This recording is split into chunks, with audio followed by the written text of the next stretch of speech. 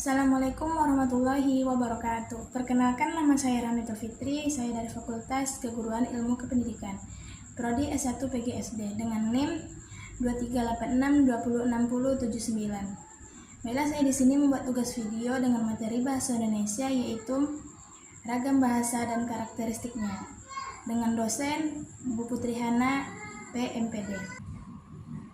Baiklah, ragam bahasa adalah varian menurut cara pemakaian bahasanya yang berbeda-beda menurut topik pembicara, menurut hubungan pembicara, kawan bicara, orang yang dibicara, serta menurut medium pembicara.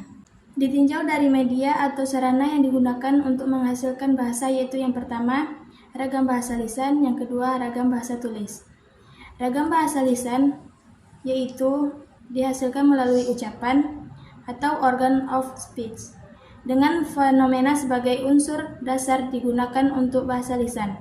Sedangkan bahasa yang dihasilkan dengan memanfaatkan tulisan dengan memanfaatkan huruf atau unsur dasarnya yang dinamakan dengan bahasa tulis.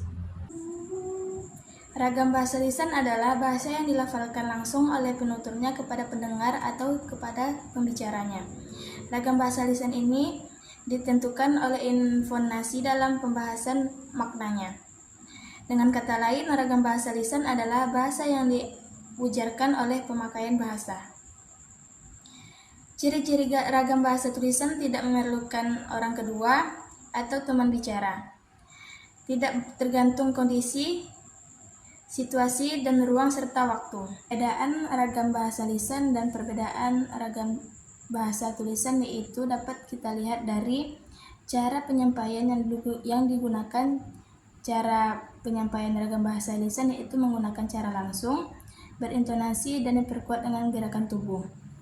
Sedangkan ragam tulisan yang disampaikan dengan bentuk kalimat yang tertulis dengan benar sehingga pembaca tulisan dapat memahami maksud tulisan itu. Bahasa baku adalah ragam bahasa yang cara pengucapan dan penulisannya sesuai dengan kaidah-kaidah standar seperti ejaan yang disempurnakan, tata bahasa baku, dan kamus umum. Sedangkan bahasa tidak baku adalah ragam bahasa yang cara pengucapannya atau penulisannya tidak memenuhi kaidah-kaidah standar tertentu. Ciri-ciri kata tidak baku yaitu tidak dipengaruhi bahasa daerah, tidak dipengaruhi bahasa asing, bukan merupakan ragam bahasa percakapan, pemakaian imbuhan secara eksplisit, pemakaian yang sesuai dengan konteks kalimat, dan lain-lain. Ragam fungsional yaitu ragam bahasa yang berkaitan dengan profesi, lembaga, lingkungan kerja, atau kegiatan tertentu lainnya. Contohnya yaitu ragam kedokteran. Ada 4 hal yang membuat seseorang dewasa dapat kehilangan daya penglihatannya. Yang pertama, kelainan di kornea, lalu kelainan di lensa, di pusat saraf pengolah data yang datang dari mata. Kelainan kornea dapat diatasi dengan transpitalisasi kornea yang dilakukan di Indonesia. Sudah banyak dilakukan, demikian pula kelainan lensa. Bahasa Indonesia yang baik dan benar adalah bahasa Indonesia yang digunakan sesuai dengan situasi pembicara, yakni sesuai dengan lawan bicara, tempat pembicaraan, dan ragam pembicaraan, dan sesuai dengan kaidah yang berlaku dalam bahasa Indonesia, seperti sesuai dengan kata ejaan, punktuasi, atau istilah dengan ejaan. Bahasa yang baik dan benar memiliki 4 fungsi, yaitu yang pertama, fungsi pemersatu kebinekaan rumpun dalam bahasa dengan mengatasi batas-batas kedaerahan. Yang kedua yaitu fungsi penanda kepribadian yang menyatakan identitas, bangsa, dan pergaulan.